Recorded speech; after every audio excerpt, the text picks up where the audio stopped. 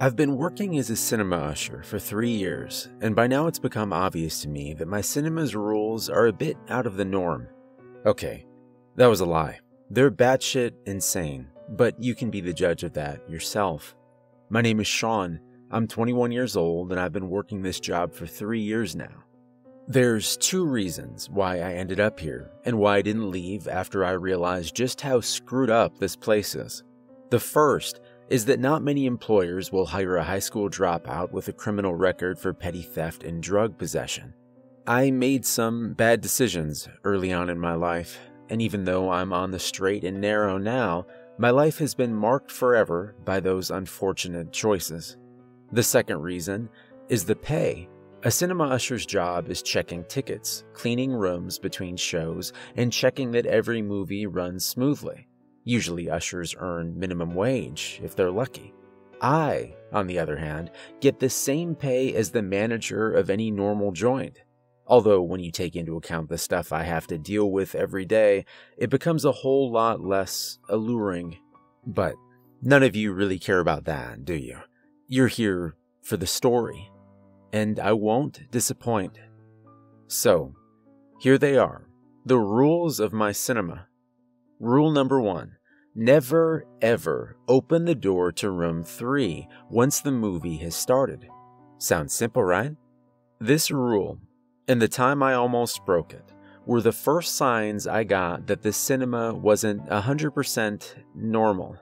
Even knowing about room 3, you'll be tempted to go in. The room is clever, and it'll try to trick you any way it can. You might hear something from inside. You might be addressed by someone wanting you to open it. But you should never ever do so. The first time I almost entered room 3 was a mere week after I got hired. I had read the rules, sure, and I had been confused by them, but I didn't question them. I needed this job badly. If I had to endure some extravagant, mysterious rules to get my paycheck, then so be it. I was cleaning up the main lobby, where the entrance to the individual projection rooms is, when I heard it. The thumping of something on a hard surface. And it was coming from room 3. I rushed over to the door. It was clear something was wrong inside. A thin curl of smoke was coming from under it. The thumping was louder now, as if someone was hitting the door from inside. The handle was turning, rattling in its joint, as the person on the other door tried desperately to get outside. "Hello?" I yelled, pressing my ear to the flat surface of the door. "Let us out. Help us," came a voice from the other side. It was a woman's voice, terror audible in every word. Underneath it, I could hear a faint whooshing sound, like a strong wind in a tunnel. It took me a second to realize what it was. Flames. "There's a door. The door's jammed. You have to let us out," the woman screamed desperately. The smoke coming from under the door was dark and acrid, and I coughed as it caught in my throat. The beating of fists on the other side resumed. "Let us out! Please, let us out!" I reached for the door handle.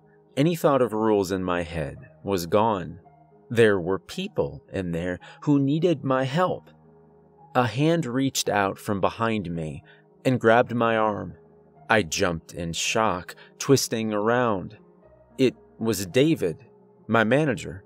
I'd only ever talked to him at my interview for the position, where he struck me as a calm but distant man. Now, he was furious, anger engraved in every line of his face. Rule number 1. Never forget it. "There's a fire inside, David. The door's jammed. We gotta get them out." "A fire? Oh, it's clever today." David laughed to himself, trying it on the new guy, too. Then he turned serious again. "There's a reason we have rules. Leave room 3 alone. Everything's all right in there." I could hardly believe what I was hearing. The woman from inside cried out again. She was choking on her words now as the smoke invaded her lungs. "Please help me. Sean, I can't breathe. Let us out." David laughed again. "You can hear her, David. They're gonna die," I yelled, incredulous as to how he could be so heartless. Well, I wasn't going to let people die because of him and his batshit crazy rules. I reached for the door handle. David looked me dead in the eyes. "How does she know your name?" I stopped short. Had I told her my name? No. I looked at the door again. No smoke. No hammering of fists. I cautiously knocked on it a few times. No one answered. David put one hand on my shoulder. "You see, Sean," he said patiently, "room 3 stays closed, no matter what. In 20 minutes, the movie will end, and everyone will come out unharmed. I promise." But I heard her. I saw the smoke," I stammered, confusion taking over. "You saw what it wanted you to see. Take it from me, Sean. Room 3 will try everything to get you to open that door. But it hasn't succeeded in 13 years, and it damn well won't succeed while I'm the manager here. I won't have that happen again." He led me away from the door gently. When the movie in room 3 ended 20 minutes later, a crowd of people walked out. Everyone was unharmed. I checked the room afterwards. There were no signs of fire anywhere. Rule number 2. If you see a man dressed as a movie character leading children away from the lobby, notify the manager immediately. You know how a lot of cinemas hire people in costumes or suits to promote new movies? Like when a new Star Wars movie comes out and you have guys in stormtrooper armor walking around the building to hype people up. I hated that sort of stuff even before I started working here. One of the odd jobs I took up after dropping out of school was at a seedy, run-down amusement park outside town. I had to wear a rancid, unwashed fursuit of the park's mascot for 8 hours straight, 6 days a week. Even seeing one of those things nowadays makes me gag. Now, Rule 2 is a bit of a mystery. I've only ever had to follow it once, and I'm not even sure what really happened. But it's an interesting, albeit gruesome, story, so you might enjoy it. The day it happened was our premiere of Avengers: Infinity War. The manager had hired several cosplayers dressed as the main characters to walk around the lobby and take pictures with fans. Now, I was generally okay with that, despite my past experiences. The thing that made me nervous was how before the shift began, David rounded up all the ushers and made us memorize the list of superheroes we had hired. He was absolutely adamant about it, insisting that we knew them off by heart. If it wasn't for the incident with room 3, I would have thought he was mad. But now I knew. Not everything was as it seemed in this place. It wasn't a long list, so I can remember it. Captain America, Black Panther, Doctor Strange, Thor. Retrospectively, the poor guy dressed as the God of Thunder must have been devastated how fat his favorite character got in Endgame. I knew something was up when I exited one of the projection rooms and saw a person dressed as the one and only Iron Man, walking slowly down the lobby towards the garbage room. Getting closer, I could see there was something seriously wrong with him. His suit had been high quality once, but seemed to be in disrepair now. It was grimy and scraped, some parts in danger of falling off altogether. He smelled horrible, like roadkill on a hot summer day. But the worst part was, there was some sort of liquid seeping from between the joints of his costume. It was a sickening dark brown color, viscous, almost like drying treacle. My heart stopped as I saw that behind him was a group of children. None of them could have been more than 13 years old. They stared vacantly forward, following the fetid figure as he led them away from the crowds in a demented column. My ordeal with Room 3 had taught me all I needed to know about the rules. I rushed over to the manager's office, tore inside, and yelled into David's room, "Rule 2, Iron Man costume heading towards the garbage rooms, 3 kids in tow." There was a bang from the office as David leapt from his chair so fast it crashed to the ground. Shit. I should have known. I shouldn't have hired anyone. Damn it, I should have known. He was rummaging around in a drawer of his desk he had quickly unlocked. I caught a glimpse of what he was taking out before he hid it in a pocket of his trousers. A vial of some sort of clear liquid, and a long, jagged knife made of what looked like bronze. As he tore out of the office, he stopped and grabbed me, pushing a crumpled piece of paper into my hand. "Make sure no one goes into the garbage room. Don't let anyone inside. You got that? If I don't come out in a half an hour, hit the fire alarm and evacuate the building. Then call the number on this paper." There was no time for questions. David tore out of the room, and I ran after him. As we rounded the corner, I saw that Iron Man had almost got the children into the garbage room. He was maybe 3 meters away from the door, the kids still following blindly.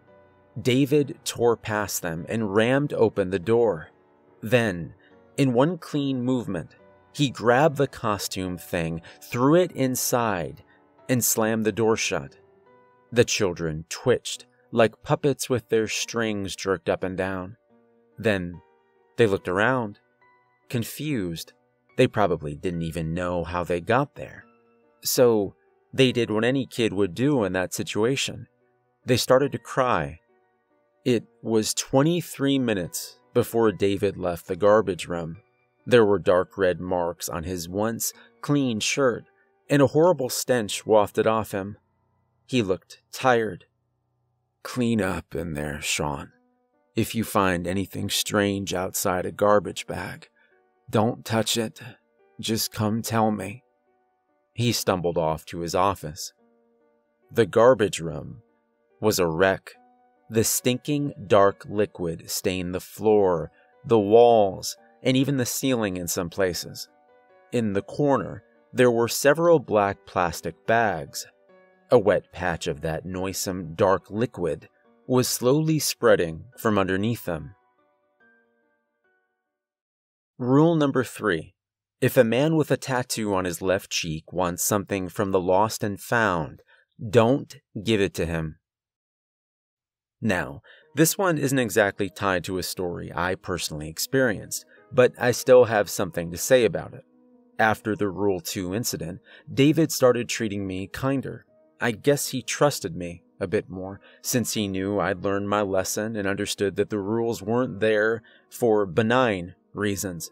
They were there to protect us all. I was curious about Rule 3. After some time, I summoned the courage to ask about it, so before one day's shift, I walked into the office and cautiously asked, "David, I'm sorry to bother you, but I was wondering if you could tell me more about Rule 3 by any chance?"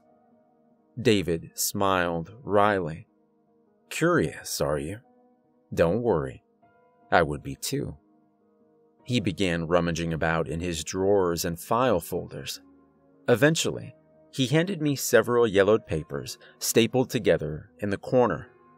"Here, read this when you're on your break. Hopefully, it'll slake your curiosity." When my break came, I sat down in our locker rooms and did exactly that. The papers were actually several newspaper articles stapled together. The first was 15 years old. Gruesome triple homicide. Family murdered in their own house. Sole survivor tells horrifying story. The neighborhood of Censored by Me was left in shock yesterday after police found a gruesome murder scene in the house of local residents, the Prescotts. Of the family of 4, there was only one survivor, 13-year-old, Censored by Me, Prescott, who was found bound and gagged, but otherwise unharmed, in his family's living room next to the mutilated remains of his parents and older sister. Found on the crime scene was an umbrella which the survivor claims his mother had forgotten after the family's visit to the local cinema earlier that week. Cinema manager David told our reporters that the umbrella had been picked up by a tattooed man the day before the murder, who claimed it was his. Police are looking into the possibility this man was connected to the crime, but so far their search has proved unsuccessful. The next two articles were 12 and 5 years old, respectively, and published by different newspapers, but they told much the same story. A mass homicide. One mentioned an item from our Lost and Found being found at the scene from the crime. The other didn't, but David had written underneath in pencil, "The same man." What does the tattoo mean? Need to make a rule about him. The last article was what really creeped me out, though. It wasn't modern. In fact, it was just a printed photo of an ancient-looking page. The year printed at the top announced it to come from London, 1899. The writing was hardly legible, but the headline told me all I needed to know. Fear the stage.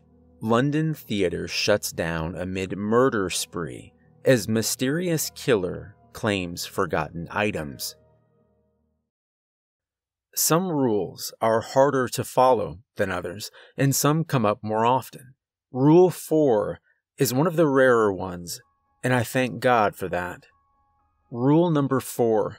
If the lights go out while you're cleaning a room, take a seat. A movie will play. You have to watch till the end. Don't look away from the screen, no matter what you see or hear. This is the rule that gave me the most anxiety when I read it.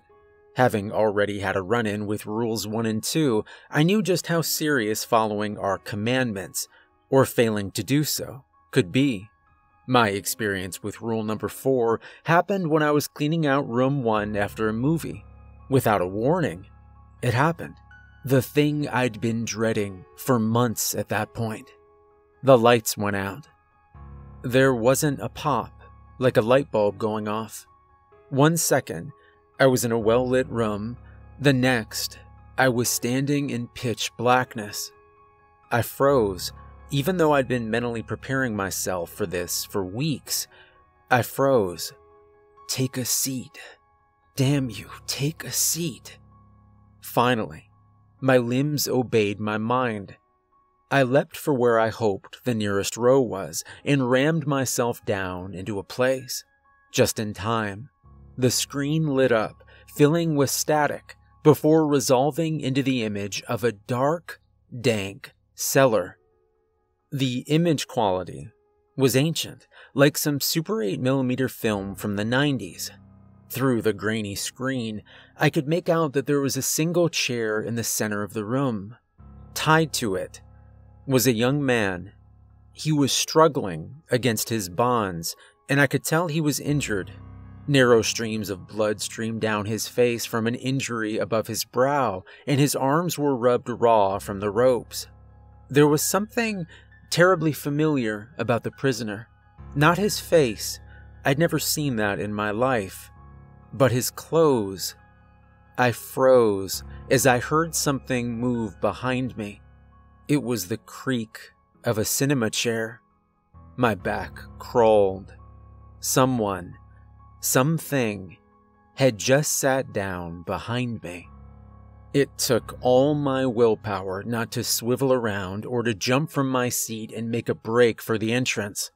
I fixed my eyes on the screen, praying for this to be over soon. The man on the screen had stopped struggling.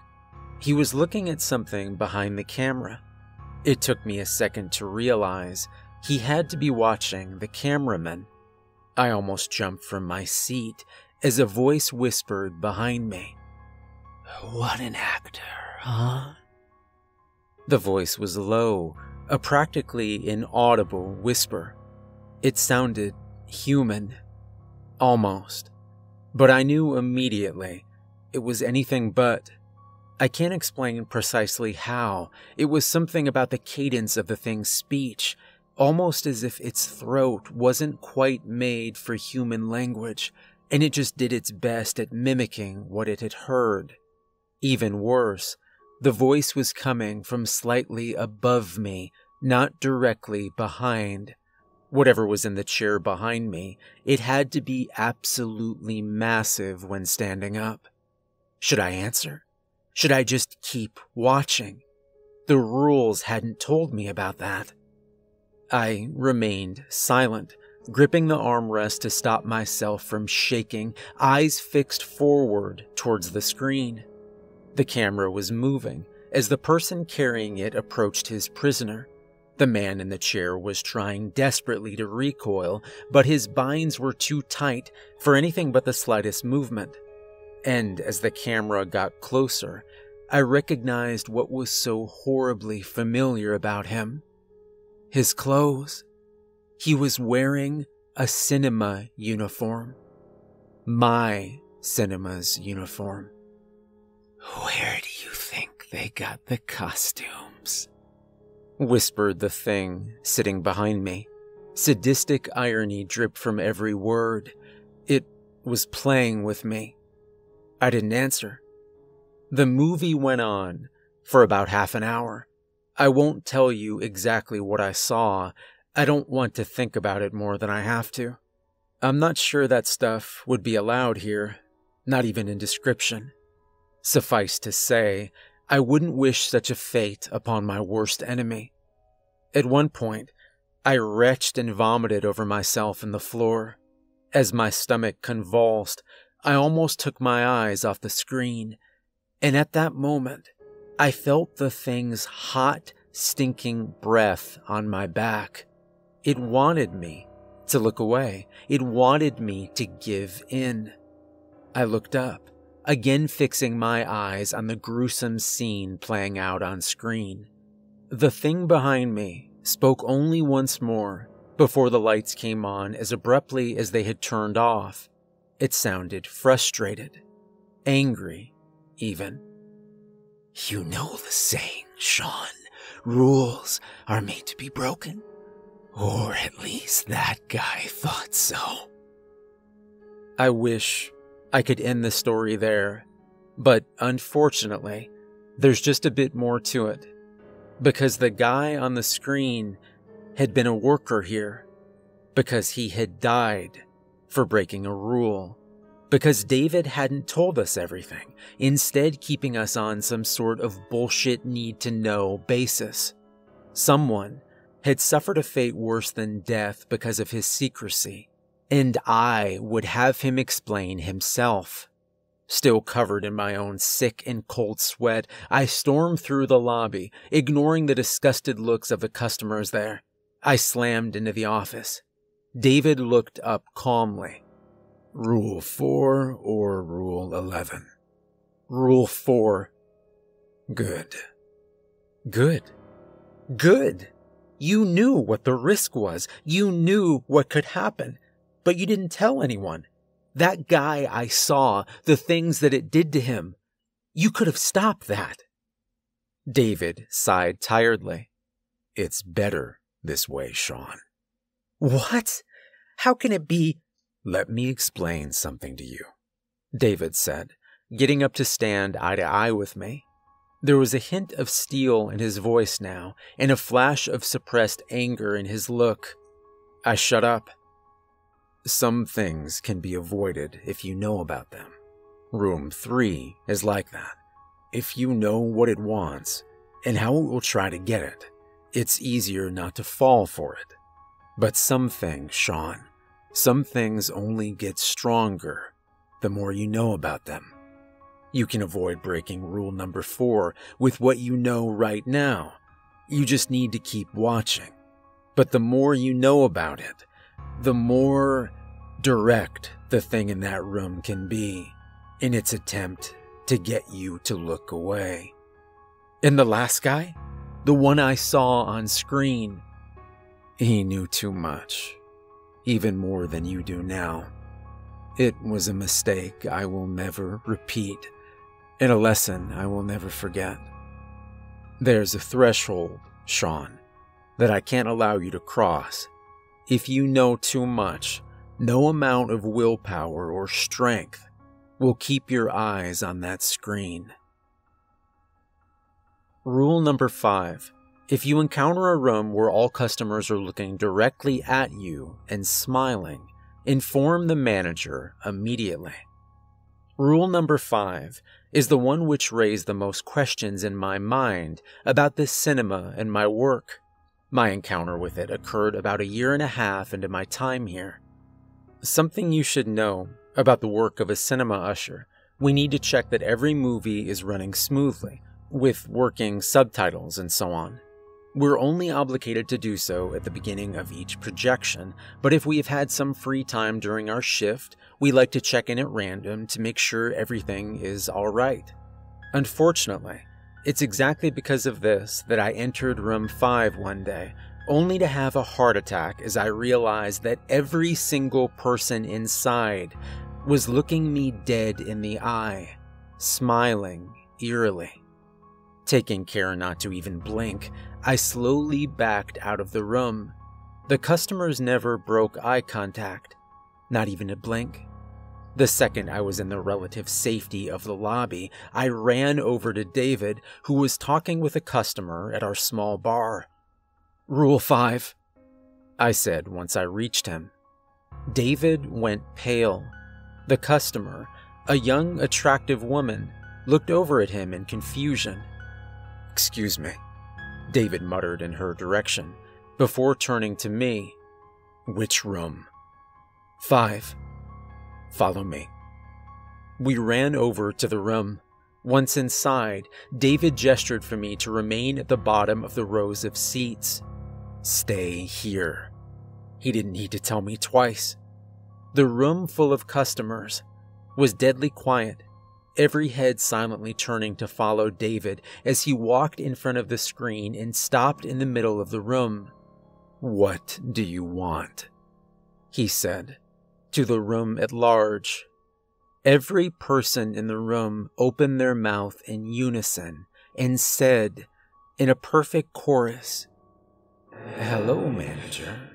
Long time." "Cut the crap," growled David. "I know your game. What do you want this time?" The room laughed in chilling synchrony. "Always so direct. I always liked you. More than your predecessor, you know." David's jaw clenched. His hands were rolled into fists. I'd never seen him this angry. "Just tell me what you want," he hissed through his teeth. "Tell me what you want, and let these people go." "Ah, so impatient, so eager to get it over with," the crowd answered. "I want you to open room 3 right now." David went pale. "No, ask something else. There are lines I will not cross. There are rules." The things behind the eyes of the crowd laughed as one. "Ah, yes, your precious rules. You think they can stop anything?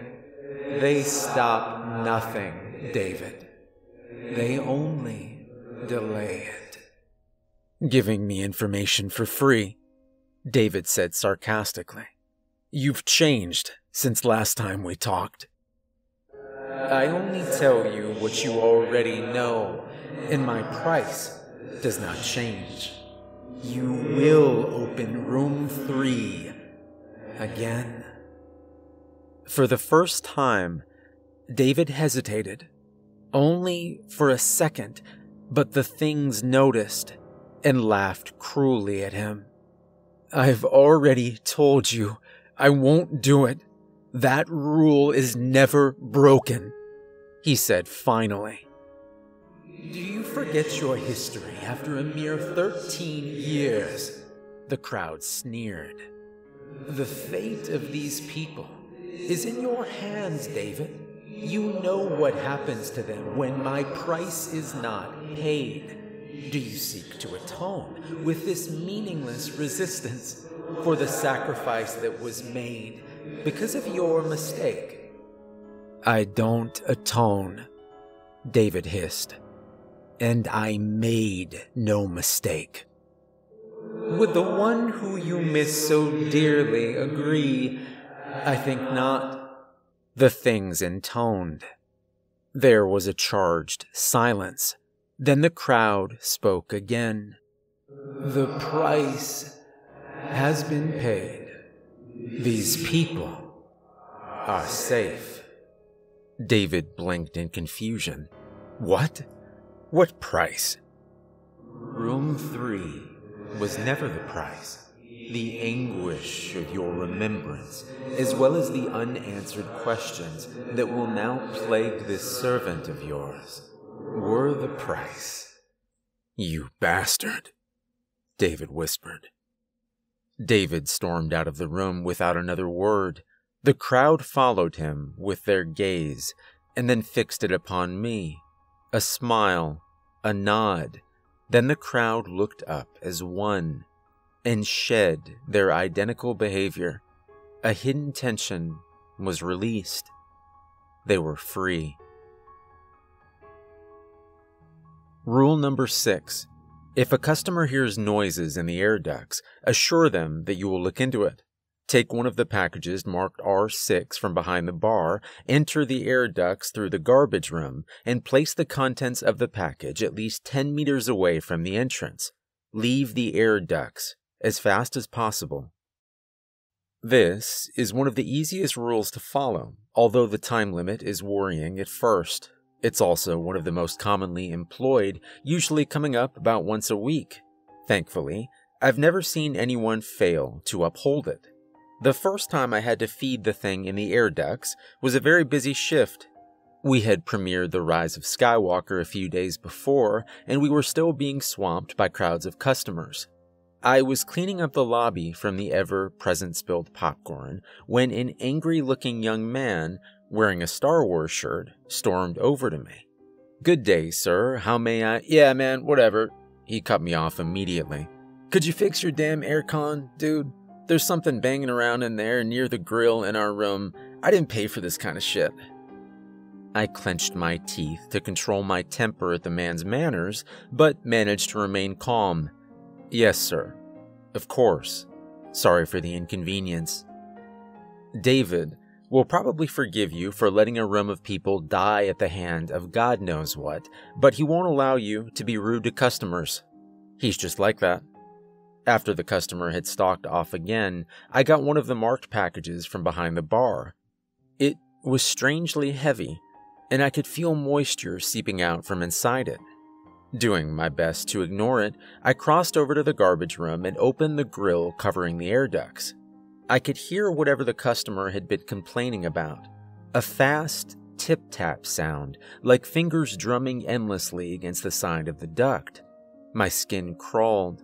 It was uncomfortably too close to the sound of dozens of long, thin legs. I took a deep breath and crawled into the chute. The air inside was cold and draughty. The passage was tight, and I was forced to go prone, propelling myself forward on my elbows and knees. Crawling forward, I could see by the dim light that there was a pile of something up ahead, around the 10-meter mark. As I reached it, I groaned under my breath. In the chute before me lay a pile of gnawed animal bones. With shaking fingers, I undid the wrapping on the package and dropped a whole chicken onto the top of the pile of remains. The sounds in the chute stopped. I held my breath. Then it returned, faster, louder than before, a frantic, hungry staccato rhythm. Terror and adrenaline flooding my brain, I scooted back downwards to the mouth of the passage. How long had I been there? How long did I have left? 30 seconds? 20? The clattering of legs was mixed now with a scraping sound as something chitinous and heavy dragged itself down the corridor towards the food and towards me. And finally, my legs met the end of the duct. Kicking frantically, I dropped down to the floor of the garbage room and slammed the grill shut. The clattering inside had stopped. Listening carefully, I could make out the sound of tearing flesh. And this is one of the easier rules. One of the rarest rules we have is rule number 7. I've only ever experienced it once, about 6 months ago, and I sincerely hope I will never have to deal with it ever again. Rule number 7. If you notice shadows being out of sync with your surroundings, return to the last room you were in as quickly as possible, alone. Close the door, then return to the lobby. Until you do so, do not touch your shadow under any circumstance. The biggest danger you can face in this job is becoming too used to the weirdness. That's the mistake I made with rule number 7. I dropped my guard. I stopped paying attention. I had walked to the other side of the lobby from room 6 before I realized that I had no shadow. Cold sweat covered my brow. I looked back the way I'd came. My shadow, completely disconnected from me, lay on the floor by the door to room 6, and another usher, a man by the name of Liam, stood between me and it. He was looking straight in my eyes, a narrow grin on his face. I had to think quick. Whatever was going on, I had to get back to room 6, but with Liam in my way, I had no route to get there, not without confronting him. "Sean, is everything all right?" David called from the door to his office. He sounded concerned, worried even. Could I answer him? Would that just make things worse? I ignored the question and started heading back to room 6. The more I looked around me, the more clear it became how strange my surroundings were. Every shadow was thrown in a different direction, as if each item was illuminated by a different light source. I was nearing Liam now. I slowed down, walking in a manner I hoped would appear nonchalant. If I could just get past him and the door. "David asked you a question, Sean," Liam said. The thin smile was still plastered over his face. He stepped in front of me, barring my way. "I heard him, Liam. I just forgot something in room 6 is all." "And what was that, Sean? What did you forget?" He knew. I could see it in his eyes. Liam, the thing masquerading as Liam, knew what I was trying to do. It knew I wasn't fooled by its act. I heard the office door open behind me. Footsteps approached. "Sean," asked David, "what did you forget?" He walked around me to stand next to Liam. I had to convince them I didn't realize anything was wrong.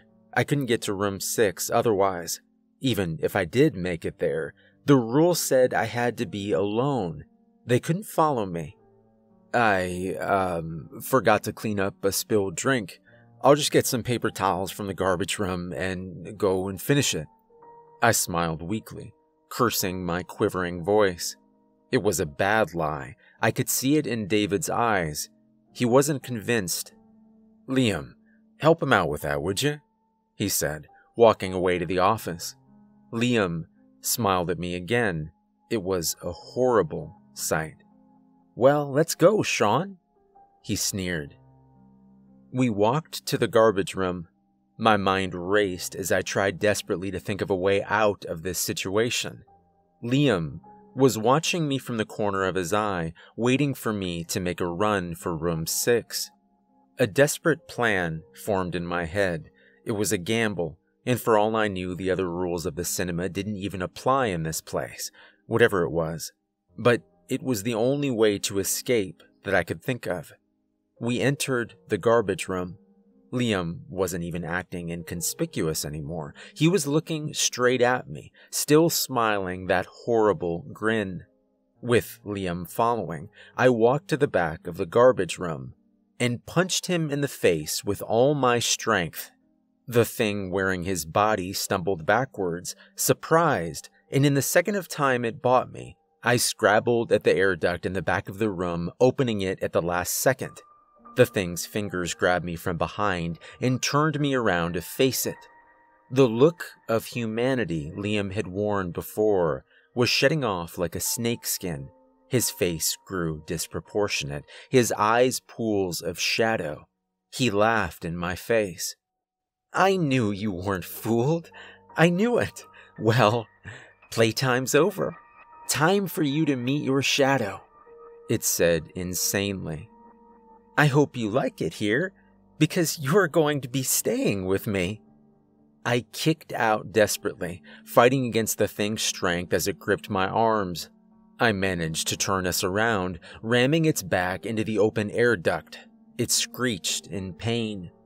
"Ever since your master has made his foolish rules, I've been alone. Well, no more. First you, then him." Finally, I heard what I'd been desperately hoping for.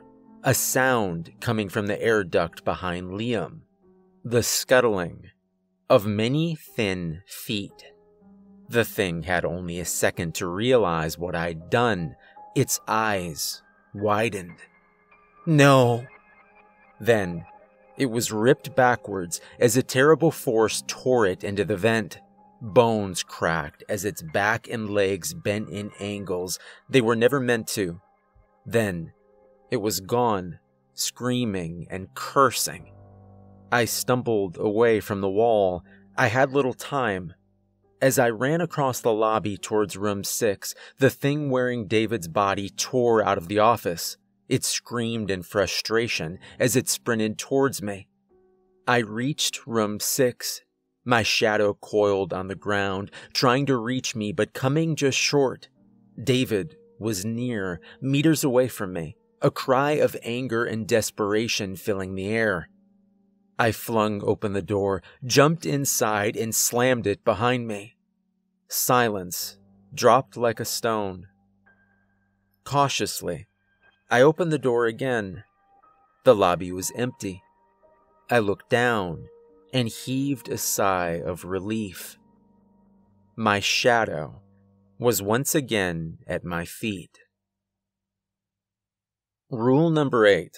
If a garbage bag begins moving violently or making noises, dispose of it in the special chute in the garbage room.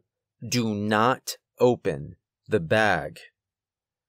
One of the jobs we have to do here is clear out the garbage room after every shift.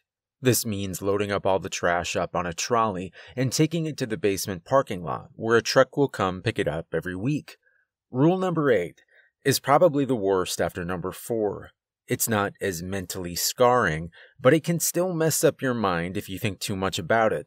It certainly made me pretty miserable when I had to deal with it the first time, about a year back. I was almost done with the trash that day. One more trip with the trolley should have done it. I was looking forward to the end of my shift and the warm embrace of my bed at home. That's when a garbage bag spasmed, dropped to the ground with a wet organic thud, and started screaming. "Help me! Oh God, please help me!" I screamed and jumped back. The bag writhed on the floor as whoever was inside it strained against the thick plastic. It cried out again in panic. "God, please, let me out. I can't breathe." My heart was pounding. With shaking fingers, I reached for the bag to tear it open and free the person trapped inside. I grabbed at the plastic and froze. Rule number 8. The thing in the bag screamed in pain and fear. "Is anyone there? Please, you have to help me." It started sobbing, the plastic shaking and curling in on itself. A chill ran down my back. This thing sounded human. It sounded as if it was in pain. It sounded real. But this place had taught me not to believe anything I heard or saw. Cautiously, I took hold of the bag. A hand shot out of the writhing mass and grabbed my arm. I yelled and stumbled back, breaking the thing's grip. "Help me! You have to help me! I can't move! I can't breathe! I can't!" The arm had been real enough. I could still feel its grip where it had caught me. The arm had been human-sized, but no human could have fit into that bag. I grabbed the twisted, amorphous mass. The hands grabbed at me through the plastic as it screamed for help into my face. Staggering with its weight, I lurched over to the garbage chute and dropped it over the edge. It caught onto the edge with its hands. "Please, please!" It whimpered. I can't go back. Please, don't." I brought the lid of the chute down on its fingers. It screamed, slid down the chute, and clawed at the sides as it disappeared into the dark and went silent. Rule number 9. If anyone exits room 3 during a show, do whatever they ask. Inform the manager immediately. For all the wrong reasons, this story isn't like the others I've told. This story will be different, and I'm not sure I like that. I'm not sure where it will lead me in this cinema, because this story happened yesterday. Even though David's warm to me in the time I've been working here, I think he might even trust me. He hasn't said anything about room 3. To be fair, I've been too afraid to ask. So, rule number 9 has always been a source of mystery and no small amount of apprehension. No one I asked could even remember a time when they would have to obey it. Strange though it may seem, no one had ever exited room 3 during a projection, at least not in the years I've worked here. No one could remember David ever explaining the command or even talking about it. Rule number 9 was as big a mystery as the room it concerned. So nothing could have prepared me for yesterday, when the door opened and a smartly dressed man walked out of room 3. I froze in my tracks. No amount of experience in this job could have prepared me for that. He walked over to me as I stood, staring in amazement and fear. "Good evening, sir," he said. His voice was flat, emotionless, a blank slate. But unlike the thing from rule number 4, it was unmistakably human. Good evening," I stammered finally. The man smiled in slight amusement. "I wish to speak to the manager." Shit. Right this way, sir," I replied, trying to fake a calm I didn't feel. I wish I could have told the thing to stay, that I could have warned David, but it was as if my brain was in ice, sluggish and unresponsive. We walked over to the office and entered. I didn't even have time to talk. David looked up, saw the man, and went a sickly pale. "Rule number 9, Sean?" "Yes." "Leave us, please. Wait for me outside." I obeyed. Nothing could have made me remain in that room. Absolutely nothing. I exited into the lobby and waited. Time went by.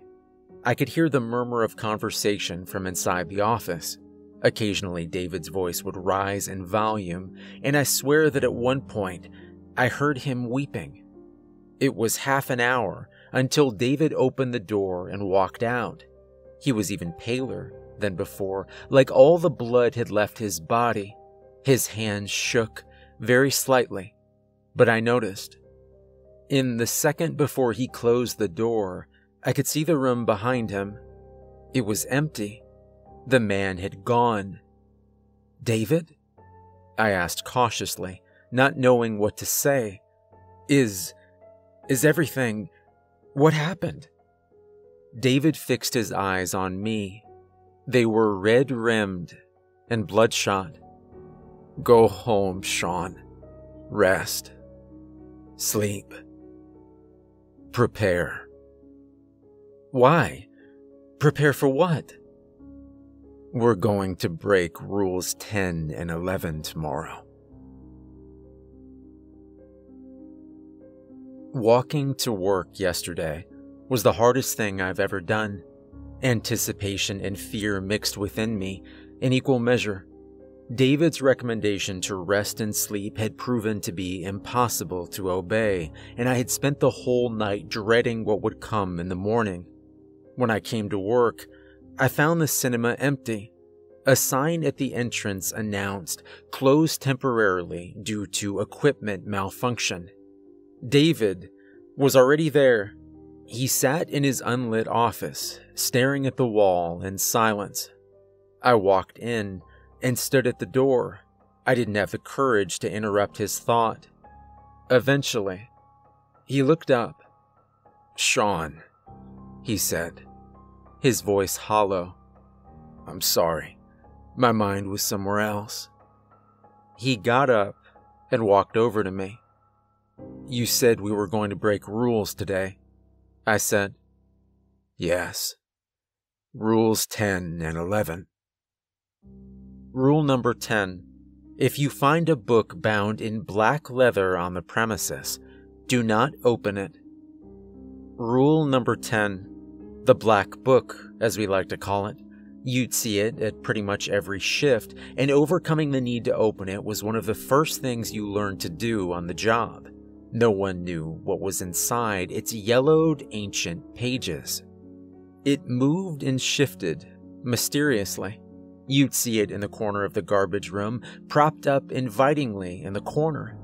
You'd walk over to a room or to the office, only to see it first on the ground in the lobby, and then in the office itself, lying on David's table, as if it had always been there.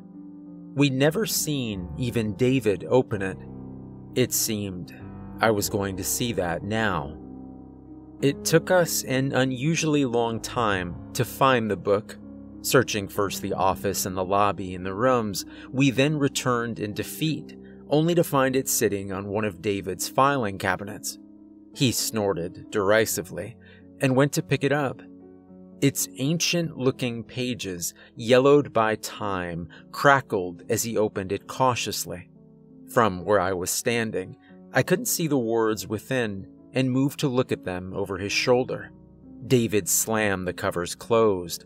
"Not yet, Sean. Soon." My temper flared.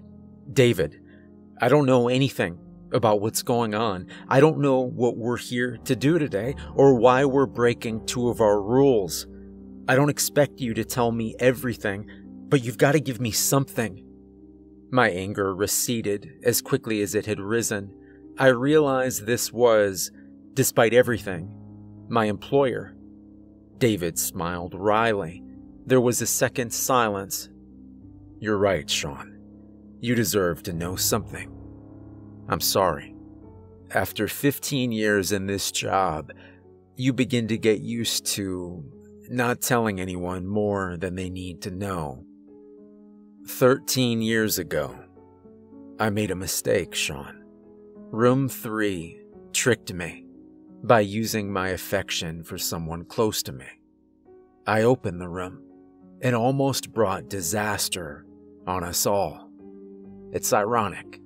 Only the sacrifice of the person I thought I was saving helped delay disaster. Delay? Yes, Sean. We borrowed time. Yesterday, that time ran out. Unless we act, Room 3 won't need anyone to open it anymore. It will escape by itself, and I can't allow that. And the book?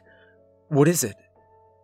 I guess you could call it a manual of sorts. The rules of the cinema are all in there." He looked down onto the pages again. I could tell his impromptu informational talk was over.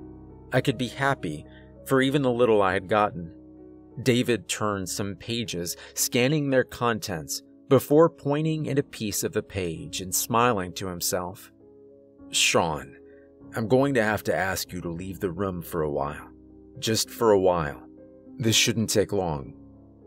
I hesitated, but obeyed.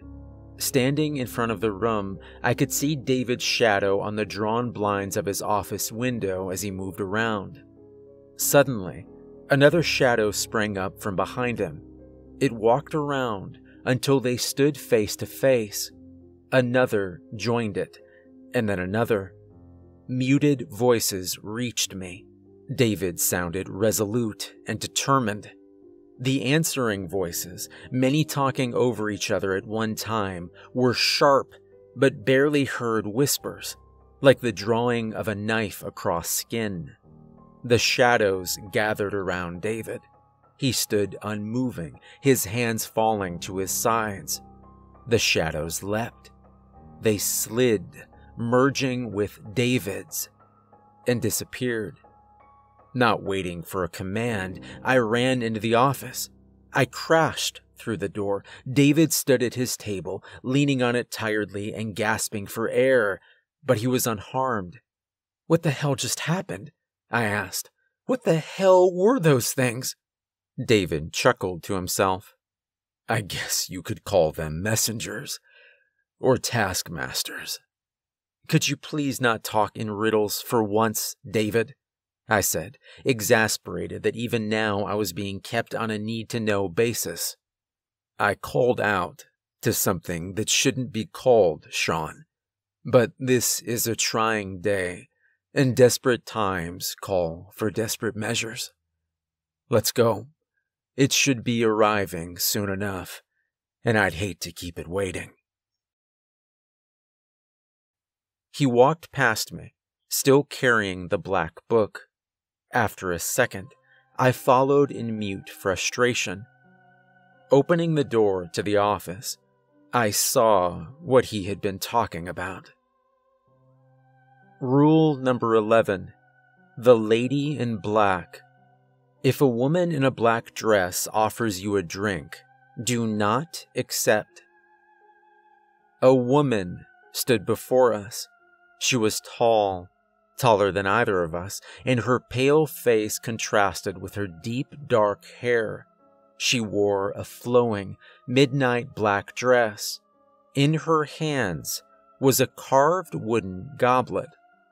I had encountered the lady in black before. She, or it, walked around the cinema often, stopping ushers every now and then to offer them a drink from her goblet.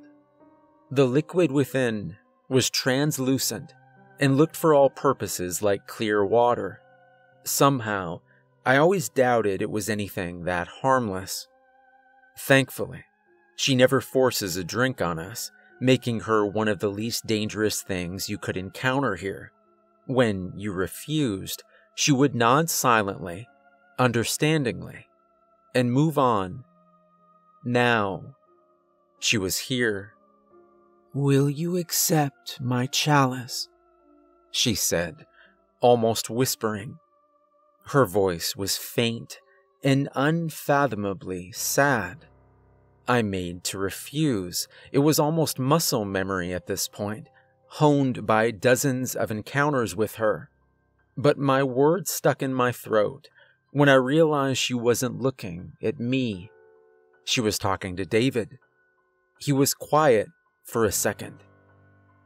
"I will," he answered finally. "David, what are you—" I began in confusion and panic. He cut me off. "This has to be done, Sean. There's no other way we can stop what's coming." He turned back to the lady in black. "It has been so long," she smiled faintly, and passed him the cup. "Drink." David took the chalice. He hesitated for a moment, wavering. His face hardened suddenly. He drank the cup quickly. Then he gasped, stumbled, and dropped it to the ground with a thud. He leaned on me heavily, and I almost fell over under his sudden weight. His face was a sickly pale. He coughed, and specks of red fell to the floor. "You have paid the price," the lady whispered. "I have," David replied, shaking with more bloody coughs. "Now, for your side of the bargain." "Indeed. What is it you seek?" She smiled sadly. I seek a way to halt Room 3 from breaking free." David was choosing his words carefully. He only had one shot at this, I realized. The lady frowned. "You will not like the answer, child," she whispered. "Are you sure this is what you wish to know?" "I am sure, damn you," David whispered through clenched teeth. A thin red trail ran down the corner of his mouth. "Tell me." The lady leaned forward to his ear. She whispered to him words I hope I never have to hear. Then she straightened her back again. "The bargain is complete. Farewell, David." She turned and walked away from us as if nothing had happened. She rounded a corner. Somehow I knew she wouldn't be there if I looked. David turned to me. Blood was now dripping from the corner of his eyes, too. The black book fell from his fingers.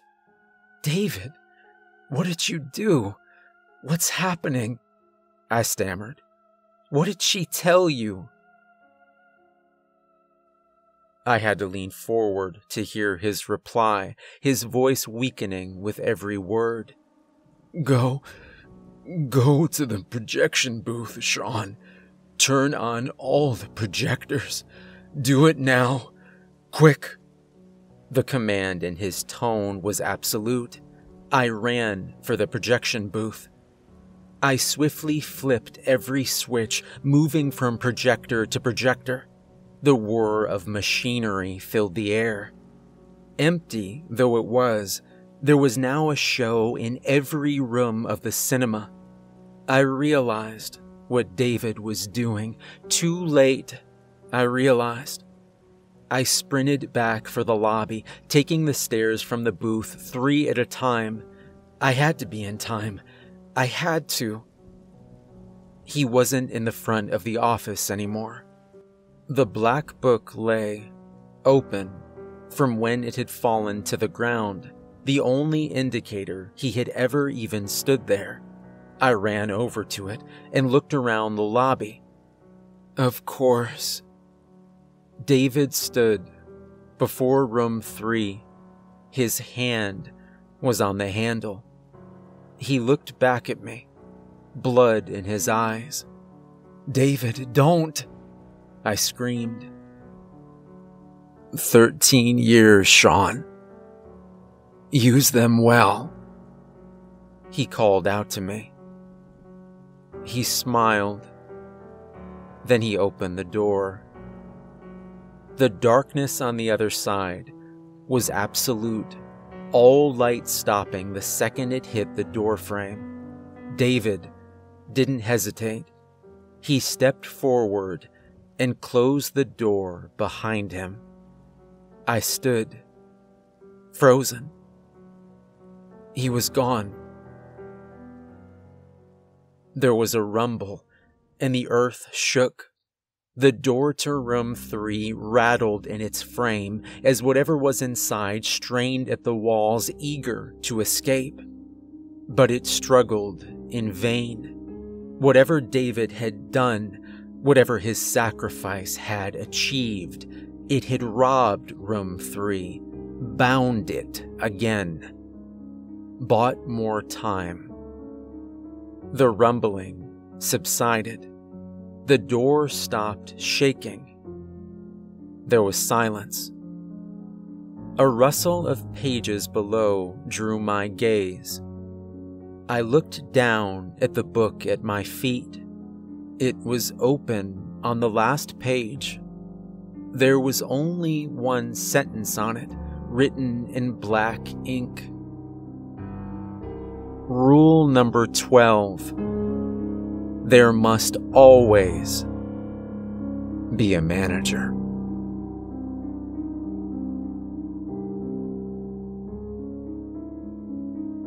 Hey everyone, remember to like and subscribe if you enjoyed the story. There's a link to my Patreon in the description below if you'd like to support me further, and I just wanted to say thank you for all the continual kind words and support.